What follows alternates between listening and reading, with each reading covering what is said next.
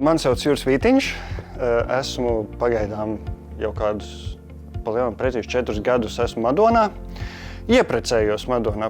Pats esmu no Rujienas, tāpēc saldējums ir tuvs sirdī.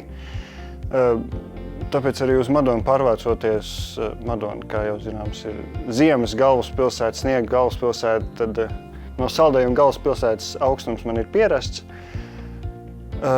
Madonā tagad strādāju muzikas skolā, aktīvi darbojos.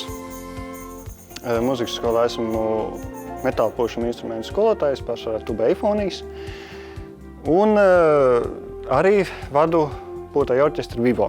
Sākums man bija grūts, teikšu kā ir. Pats orķestra dzīvē esmu jau no bērna kājas, kad mamma spēlēja orķestrī Mežragu. Tad, lai tiktu, kad tik varētu mammai tikt uz mēģinājumu līdzi, tad obligāti bija jābūt mājasdarbiem izpildītiem. Un jau no tā laika bija, man patīk, man orķestra patīk.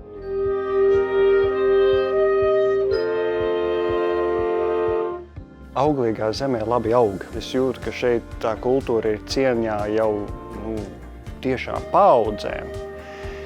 Kad tie lielie cēlonlauži pirms manis jau visu ir izdarījuši tā, lai šeit var mierīgi atnākt un sākt strādāt, man ir viegli. Man tiešām šeit ir viegli. Nav tā, ka man nav ko darīt. Darba man ir pietiekami pāri paliek dažbrīd, bet man ir viegli.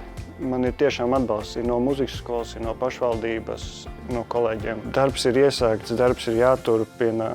Ir bijuši mēģinājumi, kad es aizēju mājās un kad kur jēga no šitā mēģinājuma? Ne uz priekšu, ne atpakaļ pie kaut kādiem pilnīgiem sīkumiem bija jāstrādā. Bet tad, kad bišķiņ ielpo, iedzer kvasu, bišķiņ solis atpakaļ, tā kā paskatās, nebija jau nemaz tik slikti. Tur bija tas labi, tur bija tas labi. Ir jābūt pret sev kritiskam, bet, kādreiz mēdz būt pārāk, tad ir dziļi jāielpo. Un, jā, vienmēr ir pie kā strādāt, bet ir tās labās lietas. Ir diezgan tās labās lietas, un pie tām ir jāpieķerās. Tad arī ir viegli. Orķestrī ir spēks. Mūsos ir diezgan liels spēks. Manuprāt, tas, kad es cenšos orķestri visur bīdīt, tagad pat vasarā brauksim uz Nīderlandu uz konkursu, ir orķestrim jābūt. Man šķiet, es ceru, ka to novērtē. Iet mums tiešām forši. Viss kustās, viss mainās. Tas, kad novērtē, tiešām priecē. Kad ir tāda, varbūt maznozīmīga kādam,